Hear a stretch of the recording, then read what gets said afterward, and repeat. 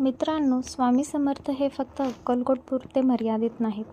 ते आजही आपल्यासोबत आहेत, आपलं रक्षण करत आहेत. आज आपण ऐकूया एक खरी घटना, जी 21व्या शतकात मुंबईत घडली. मुंबईत राहणारी एक तरुणी अचानक गंभीर आजारी पडली.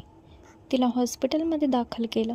डॉक्टर्सने सांगितलं की ऑपरेशन खूप रिस्की आहे. यशस्वी होण्याची शक्यता कमी आहे. कुटुंब खूप भयभीत झालं.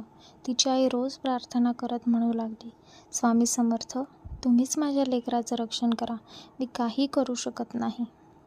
ऑपरेशनच्या आधीच्या रात्री त्या तरुणीला स्वप्न पडलं.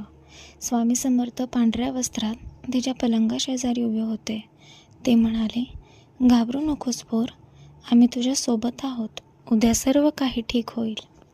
दुसऱ्या दिवशी ऑपरेशन झालं. अपेक्षेपेक्षा सोपं झालं आणि पूर्णपणे यशस्वी ठरलं. डॉक्टर स्वतः आश्चर्यचकित झाले. हे खूपच अविश्वसनीय आहे. आम्ही एवढं सोपं ऑपरेशन अपेक्षित केलंच नव्हतं. आईने डोळ्यात अश्रू आणून सांगितलं, हे डॉक्टरांचं काम होतं, पण जीव वाचवला तो स्वामी समर्थांनीच. स्वामी समर्थ आजही आपल्या भक्तांच्या संकटात धावून येतात.